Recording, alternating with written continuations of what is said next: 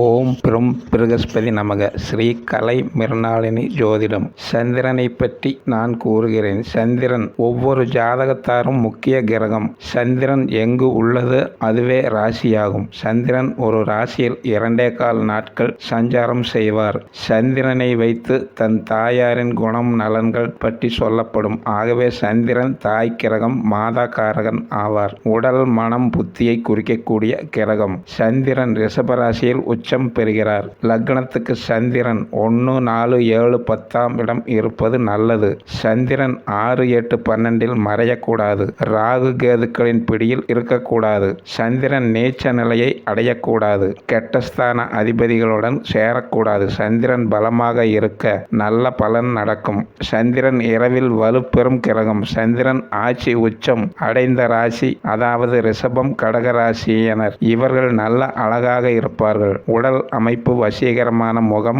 இனிய குரல் உடையவர்கள். கதை கட்டுரை எழுத ஆர்வமுள்ளவர்கள், மனம் சந்தோஷமுடையவர்கள்.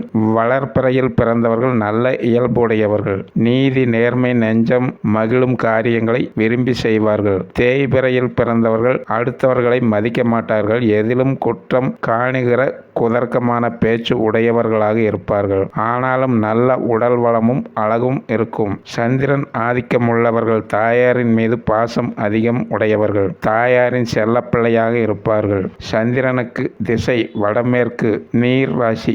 ஜோதிடத்தில் சந்திரனின் தன்மைகள்: நிறம் வெண்மை, குணம் சாத்வீகம், மலர் வெள்ளரளி, ரத்தினம் முத்து, சமித்து முருங்கை, தேசம் யமுனா தேசம், தேவதை பார்வதி தேவி, பிரத்யதி தேவதை கௌரி, திக்கு தென்கிழக்கு, ஆசன வடிவம் சதுர வடிவம், வாகனம் முத்து விமானம், தானியம் பச்சரிசி, உலோகம் ஈயம், பிணி சீதளம், சுவை இனிப்பு. நட்பு கிரகங்கள் சூரியன் புதன், பகை கிரகங்கள் ராகு கேது, சமக்கிரகங்கள் செவ்வாய் குரு சனி சுக்கிரன். கிரக காரகன் தாய். கிரக ஆட்சி வீடு கடகம். கிரக மூல திரிகோண வீடு கடகம். கிரக உச்ச வீடு ரிஷபம். கிரக நீச்ச வீடு விருச்சிகம். கிரக உறுப்பு தோல். கோளின் கிரகத்தின் நட்சத்திரம் ரோகிணி, அஸ்தம், திருவோணம். கிரக தசை வருடம் 10 வருடம். கிரக பாலினம் பெண். கிரக ராசியில் சஞ்சாரம் சுமார் 2.25 நாட்கள். கிரகம் ராசியில் சஞ்சாரம் சுமார் 2.25 நாள். கிரக உருவம் குள்ளம். கிரக உபக்கிரகம் பரிவேடன். கோயில் திருப்பதி. பிறந்த நட்சத்திரம் கிருத்திகை. பிடித்த நைவேத்தியம் பாயாசம். சந்திரன் தாயை குறிக்கும் கிரகம், மனதை இயக்கும் கிரகம். சந்திரன் வேகமாக இயங்கும் தன்மை உடையது. பூமியை சுமார் 28 நாட்களில் சுற்றி விடுவார். கிரகங்களில் சூரியனுக்கு அடுத்தபடியாக சந்திரன் ஒளி தரும் கிரகம். மனித மனங்களை கட்டுப்படுத்துவர். மனோகாரகன் என்றும் கூறுகிறார்கள். மனநிலை பாதிப்புள்ளவர்கள் அமாவாசை பௌர்ணமி காலத்தில் வித்தியாசமாக நடந்து கொள்வார்கள். இது சந்திரன் சம்பந்தப்பட்ட வளர்பிறை தேய்பிறை காலமே இதற்கு சான்று. சந்திரன் பாதி நாட்களில் அதாவது வளர்பிறையில் நல்ல பலனும், பாதி நாட்களில் தேய்பிறை காலங்களில் அவர் பலன் அவ்வளவாக தரமாட்டார். பௌர்ணமி காலத்தில் சூரியன் முழு ஒளி பெற்றும் பூமிக்கு வழங்குகிறார். அமாவாசை நோக்கி செல்லும் காலம் ஒளியை சிறிது சிறிதாக இழக்கும் நிலை.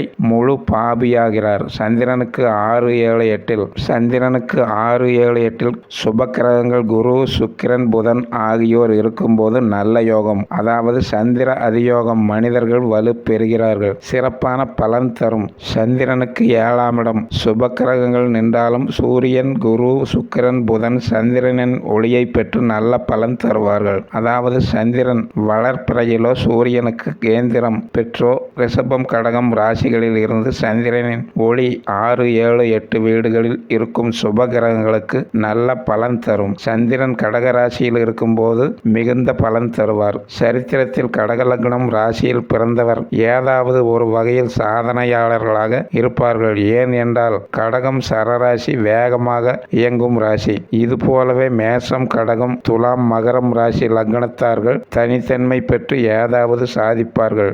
இதில் கடகம் ராசிதான் மிகவும் நல்லது. ராசி கட்டத்தில் உயிராகிய லக்னம், உடலாகிய சந்திரனமே சந்திரன் நிற்கும் வீடு ராசி எனப்படும். ஜாதக பலன் கூற இரண்டுமே வேண்டும். திருமண பொருத்தம் பார்க்க லக்னம் ராசி இரண்டும் பார்த்து பலன் சொன்னால் நல்லது. சந்திரனுடன் சேரும் செவ்வாய் சந்திரன் பார்வை பெற்ற அதாவது வளர்பிறை சந்திரனாக இருக்க வேண்டும். இந்த சந்திர செவ்வாய் சேர்க்கை பார்வை நல்ல பலன் தரும். சந்திரனுக்கு 7ஆம் இட செவ்வாய் நல்லது செய்வார். இதை சந்திர மங்கள யோகம் என்பார்கள். 4ஆம் இடம் நள்ளிரவு காலம் சந்திரனுக்கு திக்பலம். நீச்சத்தில் உள்ள ஒரு கிரகம் தனது வலுவை பெற நீச்ச பங்கம் என்பதற்கு காரணம் சந்திரனே. சூரிய ஒளி பெறாத கிரகங்கள் நீச்சம் நிலையை பெறுகிறது. சந்திரனால் வேறு வழியில் இழந்த தன்மையை மீண்டு வலிமை பெறும். சந்திரனுக்கு 1, 4, 7, 10 சந்திரனால் பெறப்பட்ட சூரிய ஒளியை பெறும் கிரகம் சந்திர கேந்திரத்தில் நீச்சமடைந்த கிரகம் நீச்ச பங்கம் அடைகிறது. சூரியனுக்கு எதிரில் அதாவது ரிஷபத்திலிருந்து சூரியனின் 7ஆம் பார்வையால் சந்திரன் நீச்சம் பங்கம் ஆகிறது. சந்திரனும் செவ்வாயும் நீச்ச பரிவர்த்தனை ஆவதால் 2 கிரகமும் நீச்ச பங்கம் பெறும். சனி மேஷத்தில் நீச்சமாக செவ்வாய் மகரத்தில் உச்சமடைய இருவரும் பரிவர்த்தனை பெறுவதால் சனி நீச்ச பங்கம் ஆகும். ராசிக்கு 8ஆம் இடம் சந்திரன் வரும் நாள் சந்திராஷ்டமம் எனப்படுகிறது. ராசிக்கு 8இல் சந்திரன் மறையும் 2.25 நாட்களில் வாழ்வில் முக்கிய முடிவுகள், புதிய செயல்கள், தொலைதூர பயணம் வேண்டாம் என்கிறது சாஸ்திரம். இது சந்திரன் மனோகாரகனாக இருப்பதால் மனம் எடுக்கும் முடிவுகளுக்கு காரணம் சந்திரனே காரணம். இந்த நாட்களில் மனக்குழப்ப நிலையில் இருக்கும் முடிவுகள் சரியாக எடுக்க முடியாது. இதற்கும் விலக்கு உள்ளது. அதாவது குருவின் பார்வை பெறும் சந்திரன், குருவின் சேர்க்கை பெறும் சந்திரன் இந்த நாட்களில் கெடுதல் செய்யாது. சூரிய ஒளியை பெற்ற சந்திரனால் கெடுபலன் இருக்காது. 12 லக்னங்களில் மேசம், கடகம், சிம்மம், துலாம், விருச்சிகம், தனுசு, மீனம் ஆகியவற்றுக்கு சந்திரன் நல்லதே செய்வார். மேசத்திற்கு 4ஆம் அதிபதி சந்திரன். அவர் இங்கு ஆட்சி நிலை பெற்று திக்பலம் அடைகிறார். இதனால் மேசம் லக்னத்துக்கு இவரது தசை புத்தி அந்தரங்களில் சகல நன்மைகளும் நடக்கும். சந்திரன் வலுப்பெற்று பிறந்தவர்கள் தாய் மீது பாசம் அதிகம் உடையவர். சந்திரனுக்கு சூரியனால் ஏற்படும் வக்கிர நிலைக்கு ஏற்படாது. சூரியனால் ஏற்படும் அஸ்தங்க நிலை சந்திரனுக்கு கிடையாது. சூரியனை நெருங்கும் காலம் அமாவாசை ஆகிறது. சனி சந்திரன் சேர்க்கை, ராகு சந்திர சேர்க்கை இது நல்லது கிடையாது. சந்திரனின் தேய்பிறை வளர்பிறை பற்றி ஒரு புராணம் கூறுகிறது.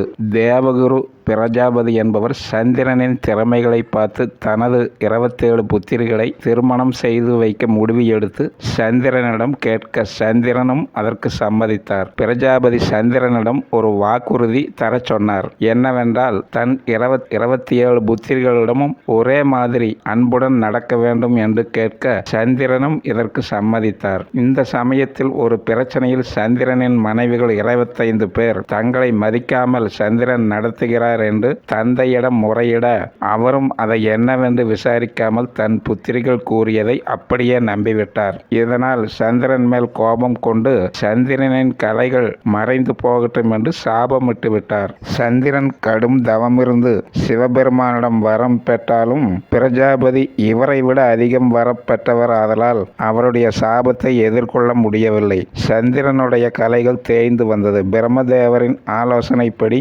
சந்திரன் சிவபெருமானிடம் சரணடைய அவரும் சந்திரனின் பிறப்பு அவசியம் கருதி நவகிரக பரிபாலனம் செய்ய சந்திரன் ஈடுபட வேண்டியுள்ளதால் சந்திரனின் மற்ற கலைகளை தன் முடியில் சூட்டிக்கொண்டார். சந்திரனின் கலைகள் எஞ்சி இருந்ததை தன் தலையில் சூட்டிக்கொண்டதால் சந்திரனிடம் இருந்த இந்த கலைகள் ஒரு நாளும் அழியாது. சிவபெருமான் அருளால் சந்திரனின் கலைகள் வளர்ந்து 15 நாட்களில் முழு சந்திரனாகும். பிரஜாபதியின் சாபத்தையும் மாற்ற முடியாது என்பதால் மறுபடியும் அடுத்த 15 நாட்களில் தினம் ஒரு கலையாக தேய்ந்து வந்தது. இதில் ஒரு கலை மட்டும் தேயாமல் மறுபடியும் 15 நாட்கள் வளரும். இவ்விதம் வளரும் நிலையே தேயும் நிலை, வளரும் நிலை சந்திரனுக்கு ஏற்பட்டது. சுபம்.